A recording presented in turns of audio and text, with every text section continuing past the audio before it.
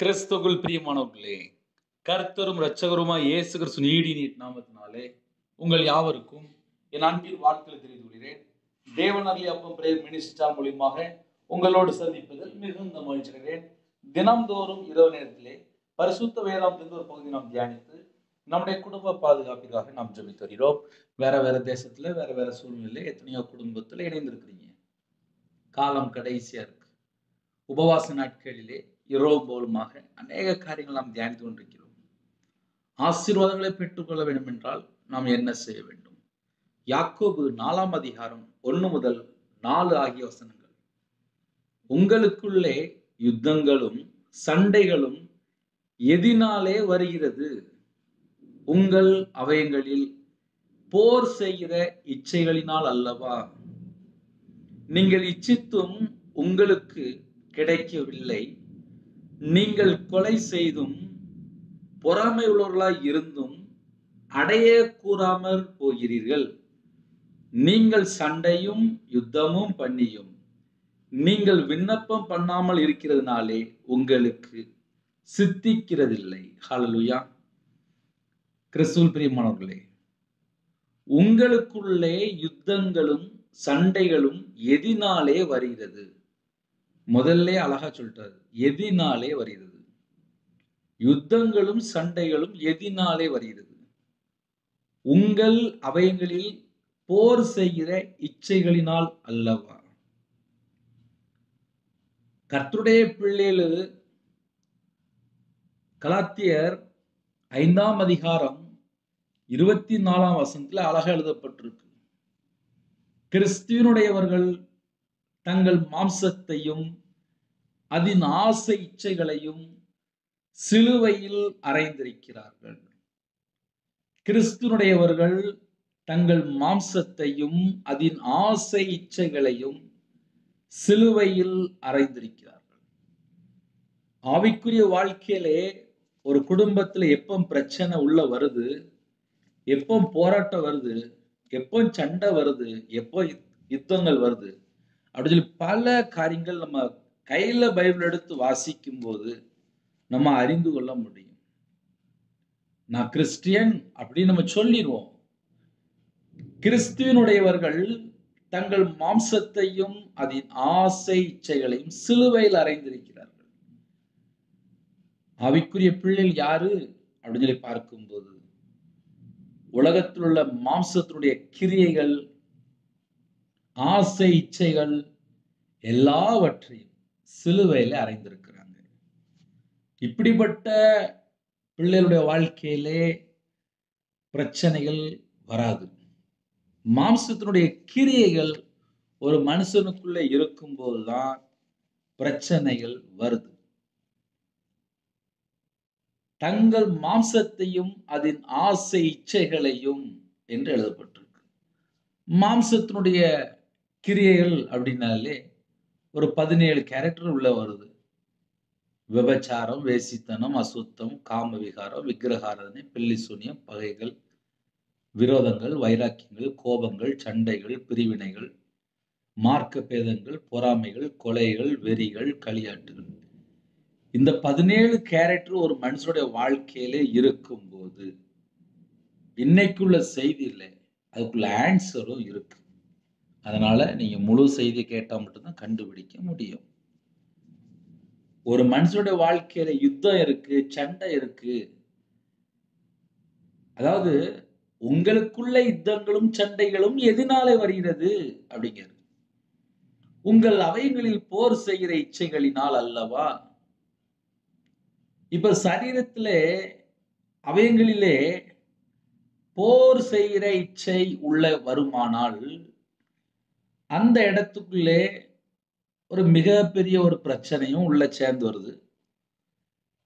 யாக்கோபு 4 அதிகாரம் 4 வசனத்திலே அதுக்குள்ள ஆன்சர் எழுதப்பட்டிருக்கு. அவைகளிலே போர் செய்கிற இச்சை இருக்குமானால் வேதம் தெளிவு எழுதப்பட்டிருக்கு. விபச்சாரிகளே உலக சிநேகம் தேவனுக்கு விரோதமான பகை என்று அறியீர்களா? அப்படின்னா என்ன பிரதர் அர்த்தம் அப்படின்னா, இச்சை உள்ள வரும்போது விபச்சாரரே விபச்சாரிகளே உலக சிநேகம் என்று எழுதப்பட்டிருக்கு. இதனுடைய ஆழத்துக்குள்ள போய் நம்ம பார்க்கும்போது நம்ம வாழ்க்கையில பிரச்சனை போராட்டம் ஏதாவது இருக்கா, இல்லை எங்கேயாவது மிஸ்டேக் இருக்கான்னு சொல்லி வசனத்தை வைத்து நாம் ஆராய்ந்து பார்க்க முடியும். உங்களுக்குள்ள யுத்தங்களும் சண்டைகளும் எதினாலே வருகிறது? ஒரு குடும்பத்துல பிரச்சனை ஓயாம பிரச்சனை வந்துட்டே இருக்கு.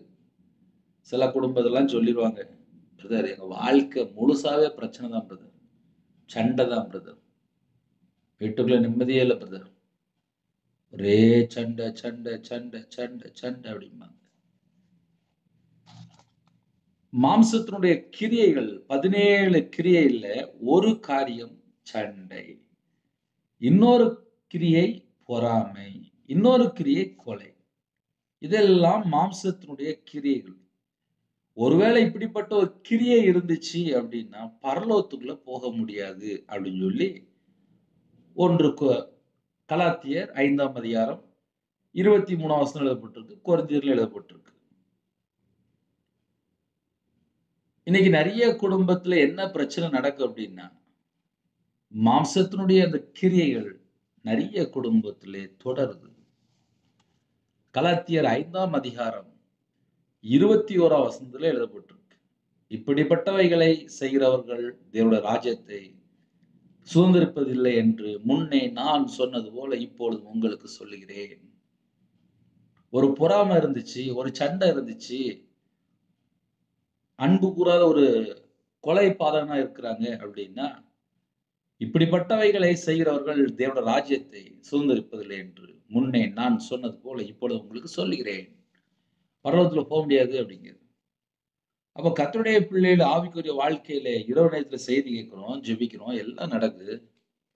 ஆனா பல சூழ்நிலையில குடும்பத்துல சின்ன சின்ன நேரத்துல ஒரு பிரச்சனை சண்டை எல்லாம் வீட்டுக்குள்ள வந்துருது. பிள்ளைகள் அம்மா அப்பாட்ட சண்டை போடுது. சில குடும்பத்துல அம்மா அப்பா பிள்ளைகள்கிட்ட சண்டை நடக்குது. எல்லாம் சண்டைலாம் உள்ள நார்மலா வந்துட்டு போயிட்டு தான் இருக்கு. சில குடும்பத்துல மட்டும்தான் அன்புனால இருப்பாங்க. உங்களுக்குள்ள யுத்தங்களும் சண்டைகளும் எதினாலே வருகிறது, எதினாலே வருகிறது என்கிறார். உங்கள் அவைகளில் போர் செய்கிற இச்சை. அப்போ ஒரு குடும்பத்திலே ஒரு யுத்தமோ ஒரு சண்டையோ ஒரு தேசத்துக்குள்ளேயோ எது நடந்தாலும் உங்கள் அவைகளில் போர் செய்கிற இச்சை. கர்த்தருடைய பிள்ளைகள் தேவனுடைய பாதத்திலே காத்திருந்து ஜெபிக்கும் போது இச்சையை மேற்கொள்ற அபிஷேகத்தை கேட்கணும். மனுஷனுடைய வாழ்க்கையில இச்சை வரக்கூடாது. கிறிஸ்துவனுடையவர்கள் தங்கள் மாம்சத்தையும் அதன் ஆசை இச்சைகளையும் சிலுவையில் அறைந்திருக்கிறார்கள் என்று கலாத்தியர் 5:24 எழுதப்பட்டிருக்கு. அந்த வசனத்தை சொல்லி சொல்லி ஜெபம், வேற வழியே இல்லை. கிறிஸ்துவனுடையவர்கள் நமக்கு பங்கு கிறிஸ்து மட்டும்தான். இயேசு கிறிஸ்து மட்டும்தான் நமக்கு பங்கு. கிறிஸ்துவனுடையவர்கள் தங்கள் மாம்சத்தையும் அதன் ஆசை இச்சைகளையும் சிலுவையிலே அறைந்திருக்கிறார்கள். சிலுவையில எதை அறைந்திருக்கிறோம் அப்படின்னா மாம்சத்தையும் அதன் ஆசை இச்சைகளையும் அறைந்திருக்கிறோம். அறைந்திருக்கிறார்கள் அப்படின்னா ப்ராசஸ் முடிஞ்சிட்டுன்னு அர்த்தம். ஆனால் சில குடும்பத்திலே பழைய சுபாவம், பழைய எண்ணங்கள், பழைய கிரியைகள், பழைய பழைய பழைய பழைய பாவங்கள் எங்கேயாவது தொடருது அப்படின்னா அந்த வேறு இன்னும் அழிக்கப்படணும். அந்த வேறு அப்படியே கூட வரும்போதுதான் யாக்கோபு 4:4 விபச்சாரரே விபச்சாரிகளே என்று அழைக்கிறார். யாக்கோபு 4:2 நீங்கள் இச்சித்தும் உங்களுக்கு கிடைக்கவில்லை. ஒரு மனுஷனுடைய வாழ்க்கையில இச்சை இருக்குமானால் கிடைக்காது. நீங்கள் இச்சித்தும் உங்களுக்கு கிடைக்கவில்லை, கிடைக்கவில்லை. ஒருவேளை அழிஞ்சு போற ஏதாவது ஒரு உலகத்தில் உள்ள சில இச்சையான காரியங்கள் வேணா நிறைவேற்றின மாதிரி அன்னைக்கு தேதியில தெரியும். ஆனா பரலோகத்துக்கு போக முடியாது. இப்படிப்பட்டவைகளை செய்கிறவர்கள் தேவனுடைய ராஜ்யத்தை சுதந்திரிப்பதில்லை என்று கலாத்தியர் 5:21 எழுதப்பட்டிருக்கு. மாம்சத்தினுடைய கிரியைகள் ஒரு மனுஷனுக்குள்ள இருக்குமானால் பரலோகத்துக்குள்ள போக முடியாது. அதனால இரவு நேரத்துல யாரெல்லாம் செய்தி கேட்குறீங்களோ, தேவனுடைய சமூகத்திலே தாழ்த்தி மனம் திரும்பி தேவனுடைய பிரசன்னத்திலே காத்திருந்து தேவனுடைய கிருபையை பெற்றுக்கொண்டு நம்ம ஆவிக்குரிய வாழ்க்கையில வளர்ந்து நித்திய ஜீவனுக்குள்ள போறது தான் நம்ம கையில பைபிள் எழுதி கொடுத்துட்டாரு. சும்மா இருக்கும் போதெல்லாம் கையில பைபிள் எடுத்து வாசிங்க. ஆவிக்குரிய வாழ்க்கையில வளர்றதுக்கு ரொம்ப பிரயோஜனமா இருக்கும். நீங்கள் இச்சித்தும் உங்களுக்கு கிடைக்கவில்லை. நீங்கள் கொலை செய்தும் பொறாமை உள்ளவர்களாய் இருந்தும். ஒரு மனுஷனோட வாழ்க்கையிலே யுத்தம், சண்டை, இச்சை, கொலை, பொறாமை இதெல்லாம் உள்ள வரும்போது அவங்க போய் ஜெபம் பண்ணா அந்த ஜெபம் எப்படி கேட்கப்படும் அப்படின்னு சொல்லி பேசிட்டு இருக்கிறார். பொறாமை உள்ளவர்களாய் இருந்தும் அடையக்கூடாமற் போறீர்கள். அடைய கூடாமற் போகிறீர்கள். அடைய கூடாமற் கிடைக்காது. ஏன்? ஒண்ணு யுத்தமா இருக்கும், இல்ல சண்டையா இருக்கும், இல்லைன்னா இச்சையா இருக்கும், இல்லைன்னா கொலை செய்யற அந்த அன்பு கூறுற ஒரு குணமே இருக்காது. அப்படி இல்லைன்னா பொறாமையா இருக்கும். இந்த 5 பாயிண்ட் உள்ள இருக்கும்போது அடைய கூடாமற் போகிறீர்கள். நீங்கள் சண்டையும் யுத்தமும் பண்ணியும் நீங்கள் விண்ணப்பம் பண்ணாமல் இருக்கிறதுனாலே உங்களுக்கு சித்திக்கிறதில்லை. யுத்தம் பண்ணும்போது, சண்டை போடும்போது, இச்சையை நிறைவேற்றும் போது, கொலை செய்யும் போது, பொறாமை உள்ளவர்களா இருக்கும்போது அவங்க அதை மட்டும்தானே யோசிச்சுட்டு இருப்பாங்க. கர்த்தருடைய பிள்ளைகள் இச்சைக்குள்ள போய் சிக்கிக் கொள்ள மாட்டாங்க, யுத்தத்துக்குள்ள போக மாட்டாங்க, சண்டை பண்ண மாட்டாங்க, பொறாமை உள்ளவர்களா இருக்க மாட்டாங்க, அன்பு கூறாம இருக்க மாட்டாங்க. கொலை செய்தும் கொலை செய்யற அளவுக்கு குணம், கடினமான குணம். நீங்கள் சண்டையும் யுத்தமும் பண்ணியும் நீங்கள் விண்ணப்பம் பண்ணாமல் இருக்கிறதுனாலே உங்களுக்கு சித்திக்கிறதில்லை அப்படின்னு சொல்லி முடிச்சிட்டார். நீங்கள் யாக்கோபு 4:3-4 ஆகிய வசனங்கள். நீங்கள் விண்ணப்பம் பண்ணியும் உங்கள் இச்சைகளை நிறைவேற்றும்படி செலவழிக்க வேண்டும் என்று தகாத விதமாய் விண்ணப்பம் பண்ணுகிறபடினால் பெற்றுக்கொள்ளாமல் இருக்கிறீர்கள். ஹல்லேலூயா. இப்ப அடுத்தாப்புல என்ன பாயிண்ட் சொல்றாரு அப்படின்னா, நம்ம ஜெபம் பண்றோம், அந்த ஜெபம் எப்படி இருக்கு அதை நம்ம கொஞ்சம் யோசித்து பார்க்கணும் அப்படின்னு அழகா விளக்கமா சொல்லிட்டு இருக்கு. நீங்கள் விண்ணப்பம் பண்ணியும், நீங்க நிறைய குடும்பத்துல ஜெபம் பண்ணிட்டு இருக்கிறாங்க, உங்கள் இச்சைகளை நிறைவேற்றும்படி செலவழிக்க வேண்டும் என்று தகாத விதமாய் விண்ணப்பம் பண்ணினபடினால் பெற்றுக்கொள்ளாமல் இருக்கிறீர்கள். ஜெபம் பண்றாங்க, நீங்கள் விண்ணப்பம் பண்ணியும் ஜெபம் பண்ணியும் இச்சைகளை நிறைவேற்றும்படி, ஆசை இச்சைகளை நிறைவேற்றும்படி சில தகாத விதமான ஜெபம், தகாத விதமாய் விண்ணப்பம் பண்ணினபடினால் இச்சைகளை நிறைவேற்றும்படி செலவழிக்க வேண்டும் என்று தகாத விதமாய் விண்ணப்பம் பண்ணினபடினால் பெற்றுக்கொள்ளாமல் இருக்கிறீர்கள். நம்ம ஜெபம் பண்றோம், அந்த ஜெபம் என்ன ஜெபம், எதுக்காக ஜெபம் பண்றோம், யாருக்காக ஜெபம் பண்றோம், என்ன காரியத்துக்காக ஜெபம் பண்றோம், எந்த விஷயத்துக்காக ஜெபம் பண்றோம். ஒரு குடும்பத்துல ஹாஸ்பிட்டல்ல இருக்காங்க, அப்போ எல்லாரும் ஒருமனப்பட்டு ஜெபிக்கிறோம், அவங்களுக்கு சுகம் கிடைக்கி, அந்த ஜெபம் உடனே பரலோகத்துல போயிருது. காரணம் என்ன? வியாதியில இருக்கிறாங்க, பலவீனத்துல இருக்கிறாங்க, படுத்த படுக்கையில இருக்காங்க. ஒருமனப்பட்டு ஜெபிக்கும் போது கர்த்தர் சுகமாக்கி தருகிறார். ஒரு குடும்பத்திலே பல பிரச்சனைகள் நடுவுல கண்ணீரோடு வராங்க, அவங்களுக்கு ஜெபிக்கும் போது அந்த குடும்பத்துக்குள்ள சமாதானத்தை கட்டளையிடுறார். சிம்பிளா நம்ம ஒண்ணு சொல்லணும் அப்படின்னா, இயேசு கிறிஸ்து வந்த வீட்டுக்குள்ள சமாதானம். ஒரு குடும்பத்துல இயேசு வந்தாச்சுனாலே சமாதானம். இன்னைக்கு நிறையவருடைய வாழ்க்கையிலே இயேசு கிறிஸ்து இல்லாமல் அவங்க ஒரு பக்கம் வாழ்ந்துட்டு இருக்காங்க. அவங்க ஒரு பக்கம் வாழ்ந்துட்டு இருக்காங்க அப்படின்னா என்ன பிரதர் அர்த்தம் அப்படின்னா, அவங்க சண்டை கூட ரெடியா இருப்பாங்க, யுத்தம் பண்ண ரெடியா இருப்பாங்க, இச்சையை நிறைவேற்ற ரெடியா இருப்பாங்க, கொலை செய்தும் என்று எழுதப்பட்டுச்சு. அன்பு கூறவே மாட்டாங்க, கொலை செய்ய ரெடியா இருப்பாங்க, பொறாமையா இருப்பாங்க. இவங்களுடைய வாழ்க்கையிலே ஜெபம் பண்ணியும் சித்திக்கிறது இல்லை, நிறைவேறாது. நீங்கள் விண்ணப்பம் பண்ணியும் உங்கள் இச்சைகளை நிறைவேற்றும்படி செலவழிக்க வேண்டும் என்று தகாத விதமாய் ஜெபம் பண்ணுகிறபடியால், இன்னைக்குள்ள தலைப்பு கூட வைக்கலாம், தகாத விதமான ஜெபம். தகாத விதமாய் ஜெபம் பண்ணுகிறபடியால். இன்னைக்கு நிறைய குடும்பத்துல என்ன ஜெபம் இருக்கு? இப்படிலாம் ஜெபம் பண்ணா ஜெபம் கேட்கப்படுமா அப்படின்னு சொல்லி நம்மை நாமே ஆராய்ந்து பார்க்கலாம். தகாத விதமாய் ஜெபம் பண்ணுகிறபடினால் பெற்றுக்கொள்ளாமல் இருக்கிறீர்கள்.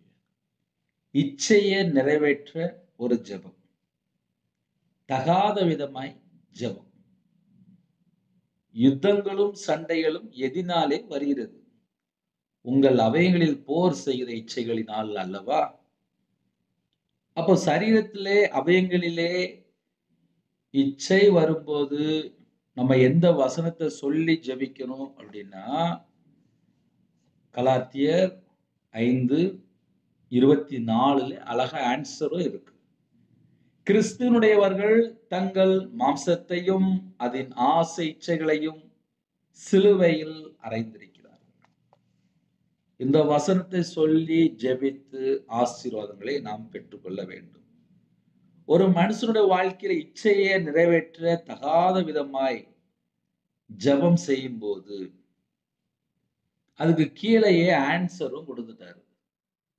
ஒரு மனுஷன் இச்சையோடு ஜெபம் பண்றான், தகாத விதமாய் ஜெபம் பண்றான், இச்சையை நிறைவேற்றுறதுக்காக செலவழிக்கிறதுக்காக ஜெபம் பண்றாங்க அப்படின்னா அதுக்குள்ள ஆன்சர் என்ன அப்படின்னா, விபச்சாரரே விபச்சாரிகளே, உலக சிநேகம் தேவனுக்கு விரோதமான பகை என்று அறியீர்களா? ஆகையால் உலகத்துக்கு சிநேகிதனாய் இருக்க விரும்புகிறவன் தேவனுக்கு பகைஞனாய் இருக்கிறான். அப்படின்னா என்ன பிரதர் அர்த்தம் அப்படின்னு சொல்லி எல்லாருக்கும் ஒரு சந்தேகமே வந்துடும்.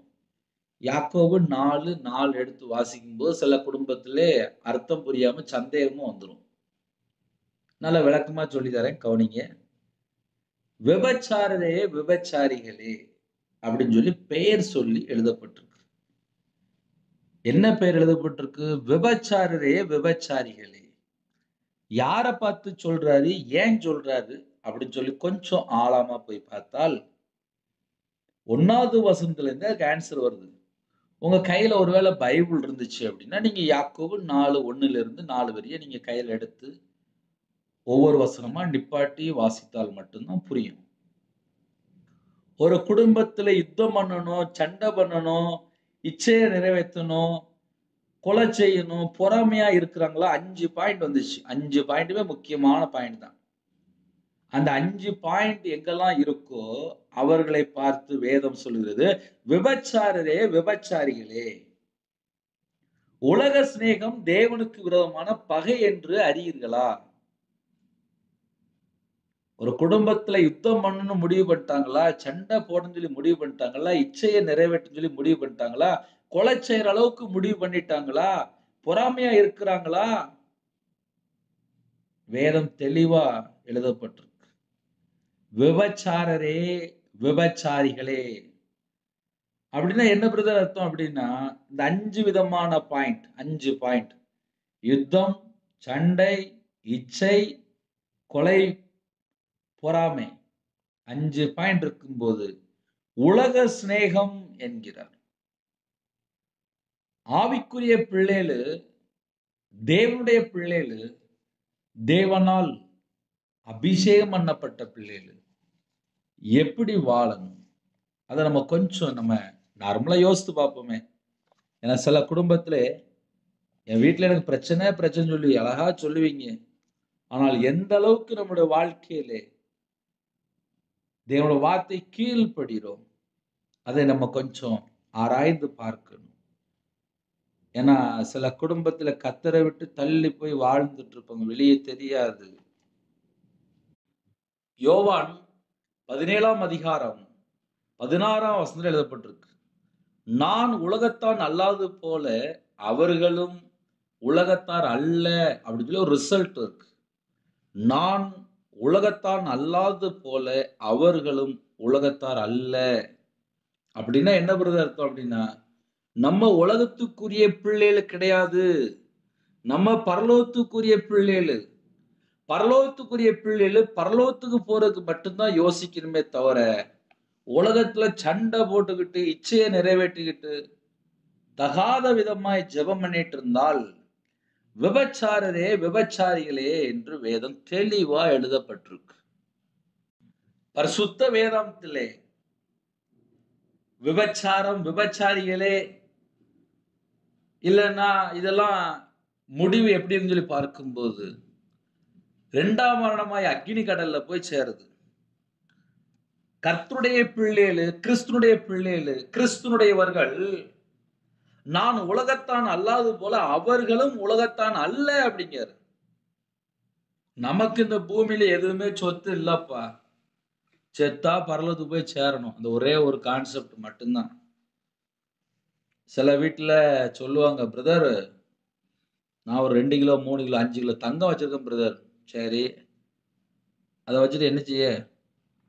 ஒன்றும் செய்ய முடியாது. நான் கோடி கணக்கில் பணம் வச்சிருக்கேன், ஒன்றும் செய்ய முடியாது. நான் நிறைய வீடு வச்சிருக்கேன், ஒன்றும் செய்ய முடியாது. செத்தா இந்த பூமியில சரீரம் மண்ணுக்கு போகுது, ஆவி தன்னை தந்த தேவன்கிட்ட போகுது, ஆத்துமா இளைப்பாற போகுது, அவ்வளவுதான். அதனால பூமியில வாழ்ற காலத்திலே நம்ம இருதயத்துக்குள்ளே நம்ம என்ன ஸ்டோரேஜ் வச்சிருக்கோம்? நம்ம இருதயத்துக்குள்ள ஒரு பகை இருக்கா? ஒரு யுத்தம் இருக்கா? ஒரு சண்டை போட்ட ஒரு குணம் இருக்கா? ஒரு கொலை செய்யற எண்ணங்கள் இருக்கா? பொறாமை இருக்கா? இச்சையை நிறைவேற்றும் சொல்லி இருக்கிறோமா? இதெல்லாம் மாம்சத்தினுடைய கிரியைக்குள்ள வந்துருது. இப்படிப்பட்டவர்கள் தேவனுடைய ராஜ்யத்தை சுதந்திரிப்பதில்லை என்று முன்னே நான் சொன்னது போல இப்பொழுதும் உங்களுக்கு சொல்லுகிறேன். பரலோகத்துக்கு போறதுக்கு என்னப்பா வழி அப்படின்னா, நான் உலகத்தான் அல்லாது போல அவர்களும் உலகத்தார் அல்ல. இயேசு கிறிஸ்து சொன்னார், நான் உலகத்தான் அல்லாது போல அவர்களும் உலகத்தான் அல்ல. நம்மளா அந்த பூமிக்குரிய பிள்ளைகள் இல்லையா, நம்ம பரலோகத்துக்குள்ள பிள்ளைகள். பரலோகத்துக்குள்ள பிள்ளைகள் பரலோகத்துக்குள்ள காரியங்களை யோசிக்கும் போதுதான் நம்ம வாழ்க்கையில ஆசீர்வாதம். நமக்கு பரமபிதா இருக்கிறார். முதலாவது தேவனுடைய ராஜ்யத்தையும் அவருடைய நீதியும் தேடுங்கள், அப்பொழுது இவைகள் எல்லாம் உங்களுக்கு கூட கொடுக்கப்படும்.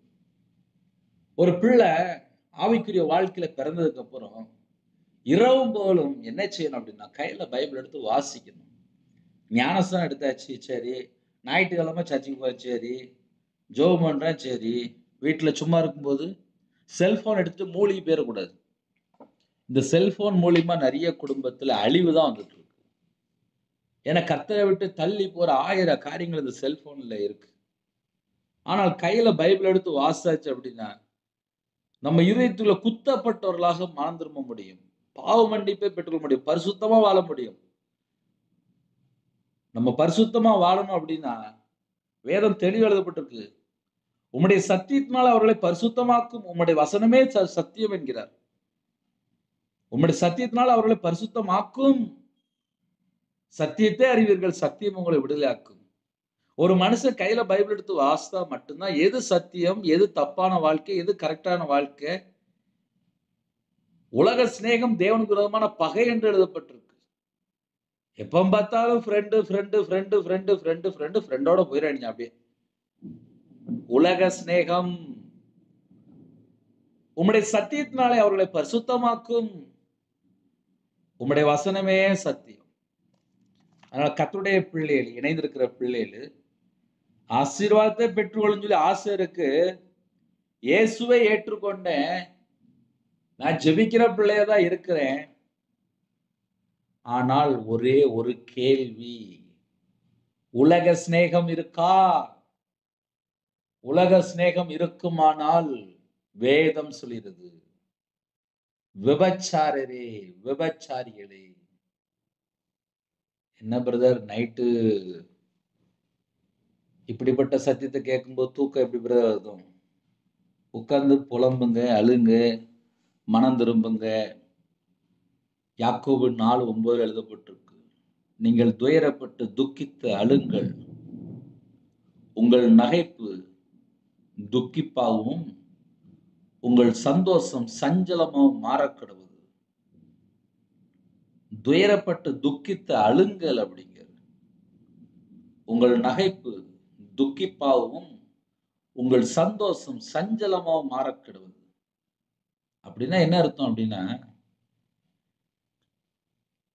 யுத்தம் பண்ற ஒரு மனுஷன், சண்டை போடுற ஒரு மனுஷன், இச்சையோடு இருக்கிற ஒரு மனுஷன், கொலை செய்யுங்க ஒரு எண்ணத்தோடு உள்ள ஒரு மனுஷன், பொறாமை உள்ள ஒரு மனுஷன், வேதம் சொல்கிறது விபச்சாரரே விபச்சாரிகளே, உலக சிநேகம், உலகத்தோட சிநேகத்தோட இருக்கும்போது, இப்படிப்பட்ட கொடூரமான ஒரு குணம் இருக்கும்போது தேவன் எப்படி இதயத்துக்குள்ள வாசம் பண்ண முடியும்? என் இதயத்துக்குள்ள தேவன் வாசம் பண்ண வேண்டும் என்றால் ஒரு கொடூரமான ஒரு குணமோ, ஒரு சண்டை போடுற ஒரு எண்ணமோ, ஒரு யுத்தம் செய்கிற ஒரு எண்ணமோ, ஒரு இச்சையை நிறைவேற்ற எண்ணமோ, ஒரு பொறாமை உள்ள ஒரு எண்ணமோ, கொலை செய்கிற ஒரு எண்ணமோ, இதெல்லாம் உள்ள இருக்கும்போது இதுக்கு பேர் தான் பிசாசுடைய வித்து. இதெல்லாம் என்ன வித்து அப்படின்னா பிசாசுடைய வித்து. அன்பு கூற மாட்டாங்க, மாமியார்ட்ட கொஞ்ச நேரம் உட்காந்து பேச மாட்டாங்க, மருமகள்கிட்ட கொஞ்ச நேரம் உட்காந்து பேச மாட்டாங்க, மனைவிட்ட உட்காந்து புருஷன் பேச மாட்டான். ஆனா செல்போன் எடுத்து பல மணி நேரம் உட்காந்து பேசிட்டு இருப்பாங்க. சில ஜெப குறிப்பு வரும், என் கணவர் கெட்ட வார்த்தையா ஏசுறாரு, தண்ணி அடிச்சுட்டு வர்றாரு, வேற யார்கிட்டயோ பழகுறாரு, வேற யார்கிட்டயோ பேசுறாரு, என்கிட்ட அன்பா இருக்க மாட்டேங்காரு, என் வாழ்க்கையே கசப்பா இருக்கு, என் வாழ்க்கையே கண்ணீர் வாழ்க்கையா இருக்கு, என் வாழ்க்கையே பாடுள்ள வாழ்க்கை ஆயிட்டு அப்படின்னு சொல்லி சில குடும்பத்துல தாய்மார்கள் கண்ணீர் வடிப்பாங்க. மாமியாரும் பேச மாட்டுக்காங்க, கணவரும் பேச மாட்டுக்காங்க, இன்னும் சில வீட்டுல போனா பிள்ளைகளும் பேச மாட்டுக்கு. நான் ஒரு தனி மரமா ஒரு முதியோர் இல்லத்துல இருக்கிறேன், ஒரு ஹாஸ்டல்ல வேலை பார்க்கிறேன், நான் ஒரு விதவையா இருக்கேன், நான் ஒரு திக்கற்ற பிள்ளையா இருக்கேன், எனக்கு யாரும் இல்லை, என்கிட்ட அன்பு கூற யாரும் இல்லை. எத்தனையோ குடும்பங்கள் அப்படி இருக்குல்ல. அப்ப அவங்கெல்லாம் ஜெபிக்கும்போது அந்த ஜெபம் பரலோகத்துல போயிட்டு இருக்கும்ல. நம்ம அப்படி கொஞ்சம் யோசித்து பார்ப்போமே. என்கிட்ட யாருமே அன்பு கூறலன்னு சொல்லி சில குடும்பத்துல கண்ணீர் வடித்து ஜெபிக்கிற குடும்பங்கள் உண்டு. விபச்சாரரே விபச்சாரிகளே, உலக சிநேகம். இன்னைக்கு வீட்டுல இருக்க அம்மா அப்பாட்ட பேசுறதுக்கு பையனுக்கு நேரம் இல்ல, பிள்ளைக்கு நேரம் இல்ல. அம்மா அப்பா பிள்ளைகிட்ட பேச நேரம் இல்ல. இப்ப நிறைய வீட்டுல இப்ப அப்படிதான் இருக்கு. நிறைய குடும்பத்துல இப்ப அப்படிதான் இருக்கு. யுத்தங்களும் சண்டைகளும் எதினால் எதினால் எதினால் வருகிறது? உங்கள் அவைகளில் போர் செய்கிற இச்சைகளினால் அல்லவா? சரீரத்திலே இச்சை வரும்போது யுத்தமும் சண்டையும் உள்ள வந்துரும் அப்படிங்கிறாரு. தேவன் அன்பாய் இருக்கிறார். இயேசு கிறிஸ்து எனக்குள்ள இருக்கும்போது நம்ம வாழ்க்கை எப்படி இருக்கும் அப்படின்னா, நற்கிரியை செய்யற ஒரு வாழ்க்கையா இருக்கும், நன்மை செய்யற ஒரு வாழ்க்கையா இருக்கும், மிகுந்த தானம் தர்மம் செய்யற ஒரு வாழ்க்கையா இருக்கும். உன்னை போல பிறனை நேசின்னு சொன்னார்ல, அன்பு கூறுகிற ஒரு வாழ்க்கையா இருக்கும். அவங்கதான் கிறிஸ்டியன். இன்னைக்கு கடைசி காலத்துல சில இடத்துல பைபிள வாசிக்கிறதும் கிடையாது, முழங்கல்ல நின்று ஜெபிக்கிறதும் கிடையாது, தேவனுடைய சமூகத்துல காத்திருக்கிறதும் கிடையாது. சில குடும்பத்திலே தகாத விதமாய் ஜெபம் பண்ணிறபடினால் பெற்றுக்கொள்ளாமல் இருக்கிறீர்கள். ஏன் அப்படி ஜெபிக்கிறாங்க? எனக்கும் புரியல. தகாத விதமாய் ஜெபம். தகாத விதமாய் ஜெபம் பண்ணா எப்படி ஜெபம் கேட்கப்படும்? நம்ம பரலோகத்துல பிதாவை கூப்பிடுறோம், அப்பா எனக்கு இப்படி ஒரு பிரச்சனை இருக்கு, இயேசு கிறிஸ்து நாமத்தினாலே எனக்கு நிறைவேற்றி தாங்க அப்படின்னு நம்ம சொல்லி ஜெபிக்கும் போது நம்ம முதல்ல கர்த்தருடைய பிள்ளையா இருந்தா மட்டும்தான் நம்ம ஜெபத்துக்கு பதில் வரும். விபச்சாரரே, விபச்சாரிகளே, உலக சிநேகம், ஒரு குடும்பத்துக்குள்ள உலக சிநேகம் இருக்குமானால் தேவனுக்கு விரோதமான பகையா வாழ்ந்துட்டு இருக்கான்னு அர்த்தம்.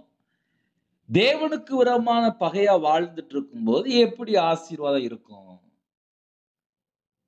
இப்ப நம்ம அப்படி கொஞ்சம் யோசித்து பார்க்கலாம்.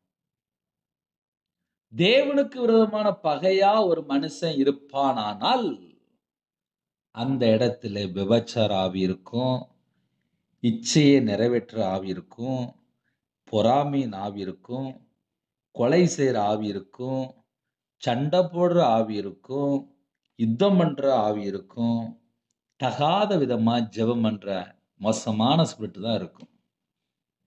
இவர்களை குறித்து வேதம் சொல்கிறது தகாத விதமாய் ஜெபிக்கிற ஒரு ஜெபம். இவர்களை குறித்து வேதம் சொல்கிறது விபச்சாரரே, விபச்சாரிகளே. இப்படிலாம் வாழ்ந்துட்டு அப்புறம் என் வீட்டுல எனக்கு பிரச்சனை, போராட்டம் உட்கார்ந்து புலம்பிட்டு இருப்பாங்க. அவங்களே உட்கார்ந்து புலம்பிட்டு இருப்பாங்க. பைத்தியக்காரன் போல உட்கார்ந்து புலம்பிட்டு இருப்பாங்க. அப்படின்னா என்ன பிரதர் அர்த்தம் அப்படின்னா, நம்ம ஜெபிக்கிற ஜெபம் பரலோகத்துல போகணும். நீதிமானுடைய ஜெபம் பரலோகத்துல உடனே போயிடும். துன்மார்க்கனா வாழ்ந்துட்டு ஜெபித்தால் ஜெபம் எப்படி பரலோகத்துக்கு போகும்?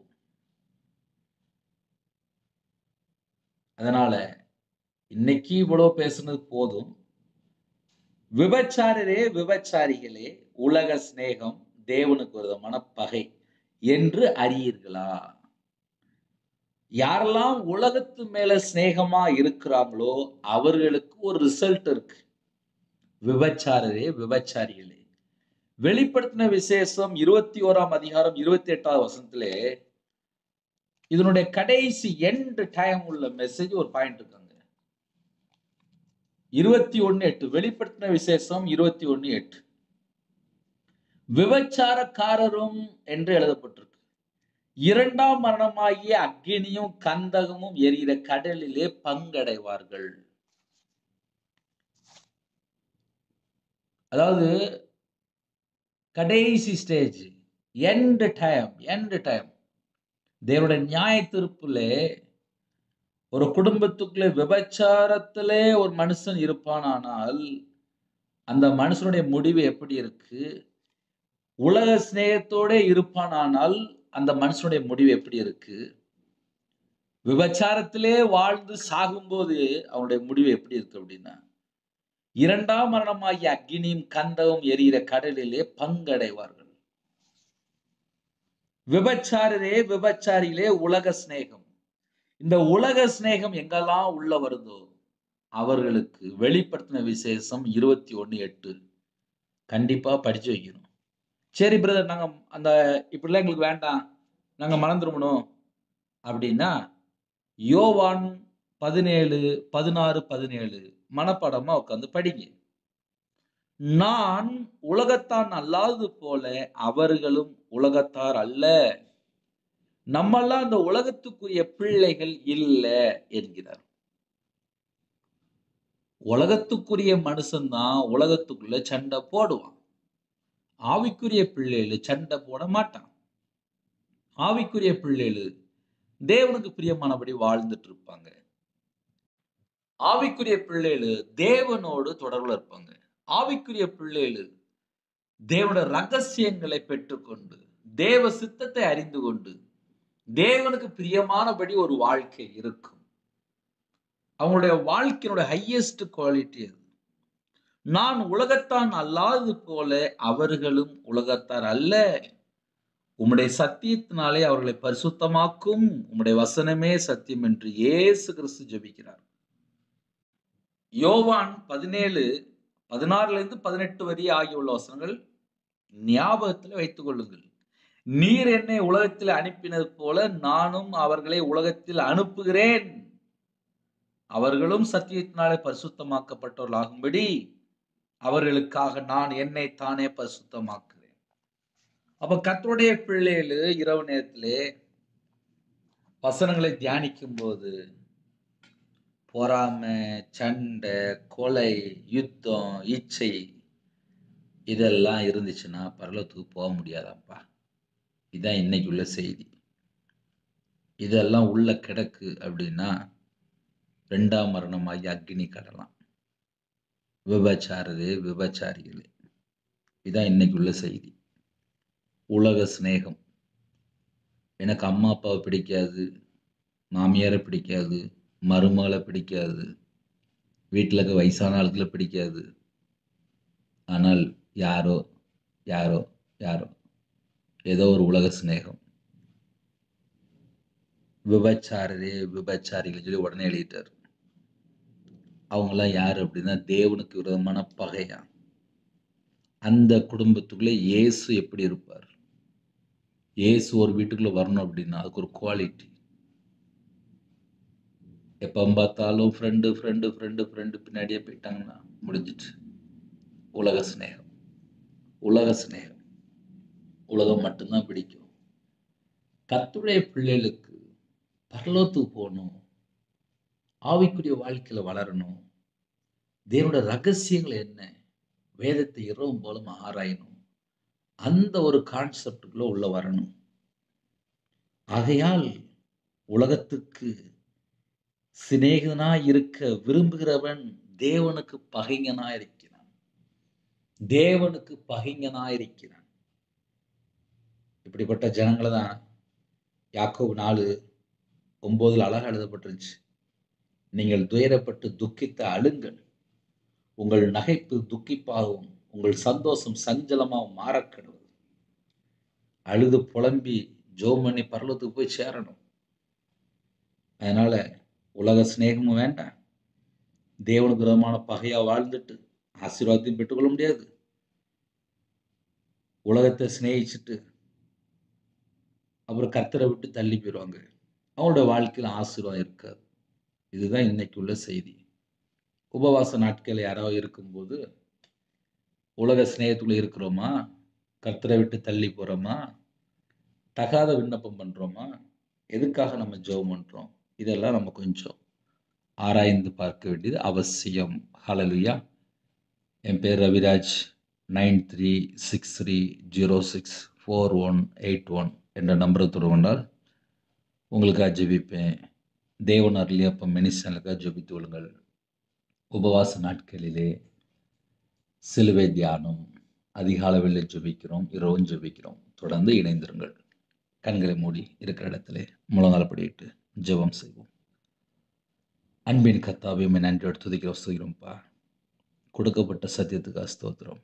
சத்தியத்துக்கு கீழ்ப்படிந்து பரிசுத்தமாக்கப்பட்டு தேவனுடைய பிள்ளையா மாறி தேவ சித்தத்துக்குள்ளே வந்து தேவனுக்கு பிரியமானபடி வாழ்ந்து இயேசு கிறிஸ்து ரத்தத்தினால கழுவப்பட்டு பரிசுத்தமாக்கப்பட்ட பிள்ளைகளாக பரிபூர்ணமாக அப்பா எங்களை மாற்றித்தாங்க. உங்கள் கரத்தில் அர்ப்பணிக்கிறோம்.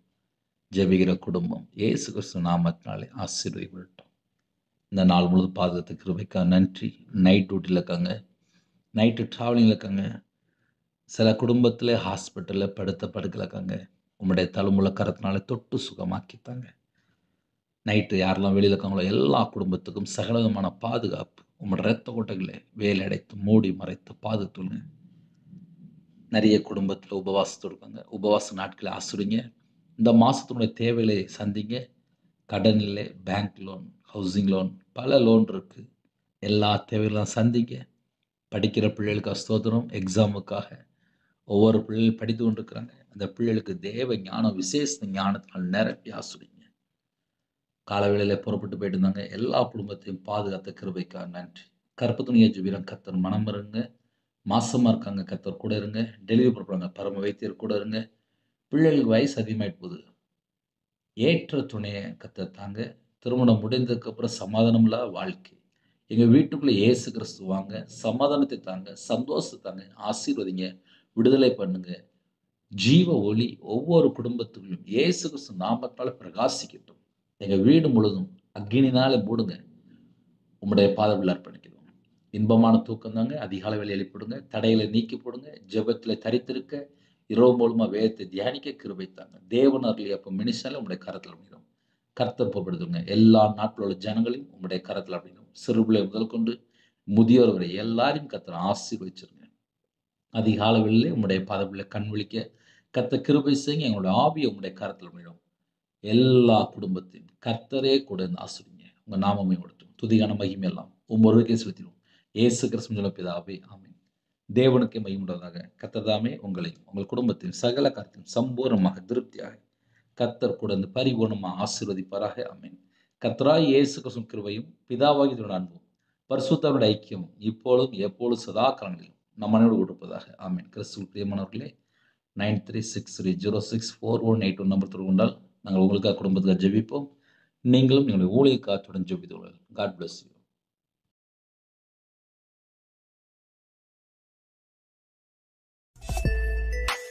Thanks for watching.